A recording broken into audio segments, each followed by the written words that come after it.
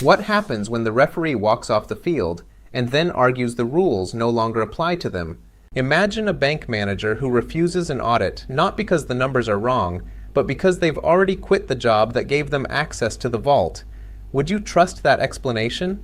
Or would you start asking what's inside the vault that no one is allowed to see? Now replace the bank with the Department of Justice and the vault with the Epstein files. This is not a normal hearing. This is not routine oversight. This is a live test of whether the law still has teeth when it tries to bite someone who used to enforce it. And the timeline makes this impossible to ignore. On the 19th, a legal deadline wasn't suggested. It was mandated. A law authored by Khanna and Thomas Massie required the full release of all materials tied to Jeffrey Epstein, not summaries, not curated excerpts, but complete searchable disclosure to the public. That deadline passed, and nothing resembling full compliance followed. Instead, what emerged was a slow drip, fragments, redactions, silence where there should have been names. Pam Bondi, then Attorney General, had already taken credit for transparency. Over 3 million pages released, she said. Nothing withheld. That's the claim on record. But here's the contradiction that detonated the room. If nothing was withheld, why did lawmakers from both parties begin flagging patterns of redaction that looked less like privacy protection and more like selective concealment? That question didn't land quietly. The hearing opened tense, but it didn't stay procedural for long. Interruptions escalated, voices sharpened, one member walked out entirely. This wasn't a disagreement, it was a breakdown in control. And then came the moment that shifted everything from politics into exposure. A subpoena was issued. Not symbolic, not optional, legally binding. The House Oversight Committee demanded Pam Bondi appear for a deposition regarding those very files. The redactions, the missing memos, the handling of evidence tied to one of the most sensitive investigations in modern history. She didn't show up. Not late, not rescheduled. Didn't appear. And when pressed, her legal team didn't deny Congress's authority. They didn't argue executive privilege. They didn't challenge the substance. They argued the wording.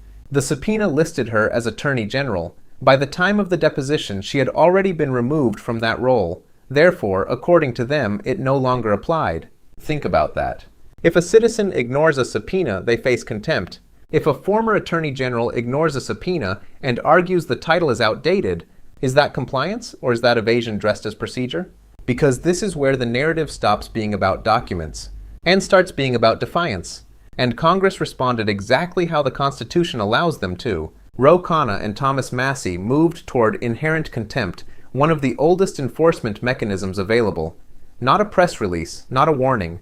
A procedural escalation that carries real consequences, fines, detention, enforcement without relying on the Department of Justice itself.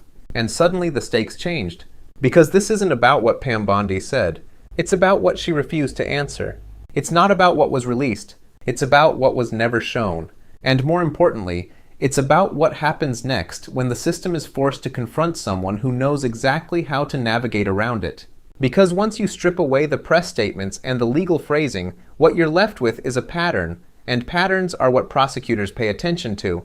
Let's go into prosecutorial mode. The deadline was the 19th. That's not disputed. The Epstein Files Transparency Act required full release in a searchable format. That didn't happen. What happened instead was partial disclosure, heavily redacted material, and unexplained gaps that lawmakers immediately flagged.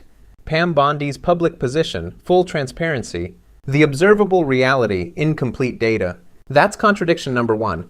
Now stack the next receipt. Congress issues a subpoena, formal, binding, targeted at clarifying those discrepancies, redactions, document handling, internal communications.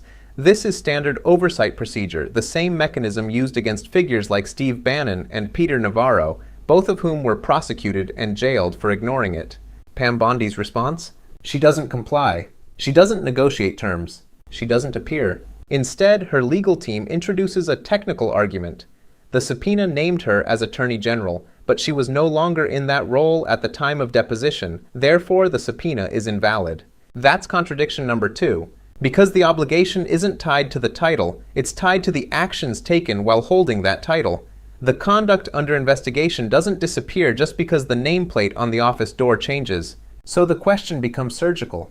If the subpoena was invalid, why not challenge it in court? Why not seek clarification? Why not show up and assert privilege under oath? Why choose absence over defense?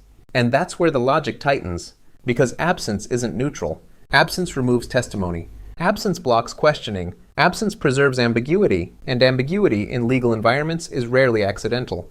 Now stack the third layer. During the oversight process, allegations surfaced that Bondi's team monitored the search activity of a sitting Democratic lawmaker investigating the Epstein files. Not speculation, allegations raised in the context of congressional review. Pause on that. If true, that's not just defensive behavior. That's proactive surveillance inside an oversight process. The same oversight that exists to hold the executive branch accountable. So now the pattern expands. Incomplete disclosures. Ignored subpoena. Potential monitoring of investigators. Each one on its own might be explainable. Together, they start to align.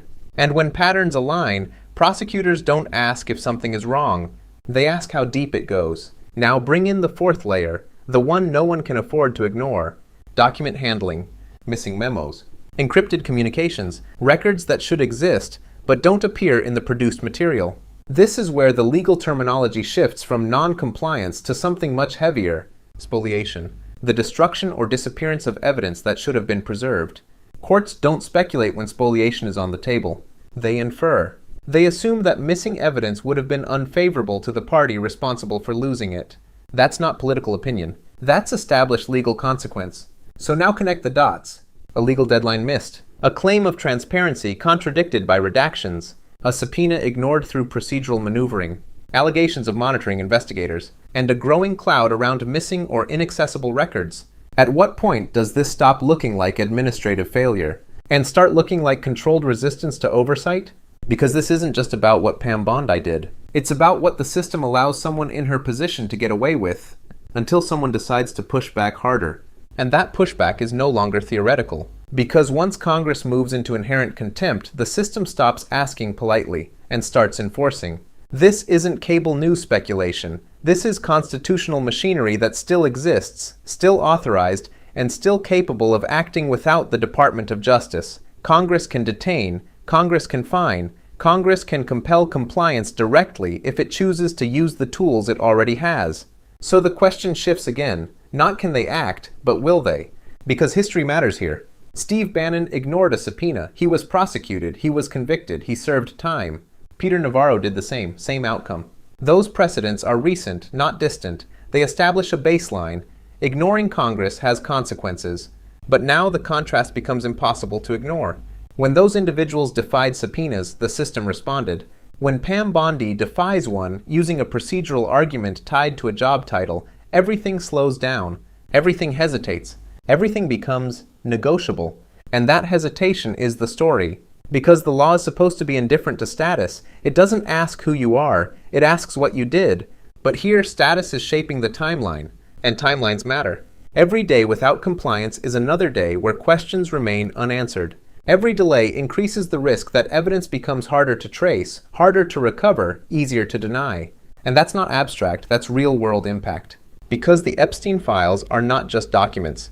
They represent victims, networks, allegations that were never fully resolved in public view. Every redacted name is a question mark. Every missing memo is a potential connection erased. Every delay is time added between the public and the truth. So when the system slows down here, it's not neutral. It's consequential. Now layer in the next escalation path. Civil contempt.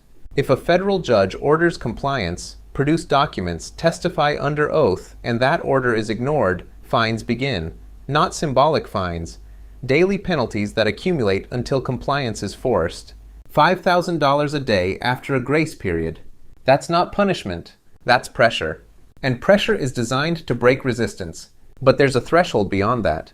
Because if a court determines that non-compliance is not just refusal, but obstruction, active interference with the judicial process, then the category changes again. From civil to criminal contempt. Now we're not talking about delays. We're talking about intent. Did the individual knowingly interfere with the court's ability to function? Did they withhold, conceal, or destroy material evidence after being ordered to preserve it? And this is where the imagery becomes uncomfortable. Not cinematic. Procedural. Boxes moved. Files transferred. Data inaccessible. Not proven. Not confirmed. But raised, repeated, documented in the context of oversight concerns. And here's the legal reality most people miss. Courts don't need a smoking gun to act. They need a pattern strong enough to justify inference. And once that threshold is crossed, the burden shifts. The person under scrutiny is no longer explaining events. They are defending absence, explaining why something isn't there, explaining why something can't be produced, explaining why something that should exist doesn't. And that's a losing position in most legal environments, because absence doesn't argue, absence accumulates. So now the system is approaching a point of decision, not about politics, not about optics, but about enforcement. Will Congress escalate? Will a court intervene? Will the pattern hold, or will something surface that forces a different outcome? Because once enforcement begins in earnest, it doesn't stop halfway. It follows through. And when it does, the question won't be whether Pam Bondi can avoid accountability. The question will be whether the system waited too long to act. And this is where the story stops being about Pam Bondi and starts being about you. Because systems don't fail all at once. They erode quietly, through exceptions, through delays, through moments where rules bend just enough for one person, and then never fully snap back. Think about the standard being set in real time. A legal deadline is missed, nothing immediate happens. A subpoena is issued, it's ignored. A technical argument is used to sidestep appearance. And instead of a clean enforcement response, the system pauses, debates, hesitates. Now flip that scenario. If an ordinary citizen ignored a federal subpoena, would there be this level of patience? If a mid-level official withheld documents tied to a high-profile case, would there be this much procedural generosity? Or would the system move faster, sharper, more decisively? That contrast is the entire case. Because the law doesn't just exist to punish wrongdoing, it exists to create predictability, to make it clear that outcomes are tied to actions, not identity. And right now, that predictability is under pressure. Pam Bondi isn't just a former attorney general navigating legal exposure. She's a stress test, a real-time experiment in whether power changes how rules are applied, or just how slowly they are enforced. And while that plays out in court filings and closed-door meetings, the consequences don't stay there. They spill outward. Every unresolved question about the Epstein files feeds public distrust. Every redaction that lacks explanation becomes a gap people fill with speculation. Every missing document becomes a story that never gets closed. And the longer that continues, the harder it becomes to restore confidence, not in one investigation, but in the system that's supposed to handle all of them. Because here's the moral line no one can ignore. The Epstein case wasn't just about one man. It was about a network, a system of access, influence, and silence that allowed abuse to continue longer than it should have. And when the files tied to that system are delayed, obscured, or potentially incomplete, it's not just a bureaucratic failure. It's a continuation of that silence. Different form, same outcome. Victims without full answers. The public without full visibility. And a system that looks like it protects itself before it protects the truth. That's the real cost here. Not the fines. Not the hearings. Not even the legal risk to Pam Bondi. The cost is what people start to believe. That accountability depends on status. That transparency is optional. That the rules are real until they reach someone powerful enough to bend them. So ask yourself this, and don't answer it quickly. If the law can be delayed, diluted, or deflected at this level, what exactly guarantees that it will hold anywhere else? And if enforcement only happens when it's politically convenient, is that still justice, or just process without consequence? Because sooner or later, the system has to answer that question, not in statements. Not in interviews, but in action. And whatever happens next, whether it's contempt proceedings, court orders, or something we haven't seen yet, that outcome won't just define Pam Bondi's legacy. It will define whether the rule of law still operates as a rule, or as a suggestion. If you've made it this far, you already understand what's at stake. So don't just watch this unfold, engage with it. Like the video if you believe accountability should be consistent. Comment with what you think happens next, contempt, court action, or something else entirely. Share this with someone who still thinks this is just politics. And subscribe for clear, precise breakdowns. No noise, no spin, just the record as it builds.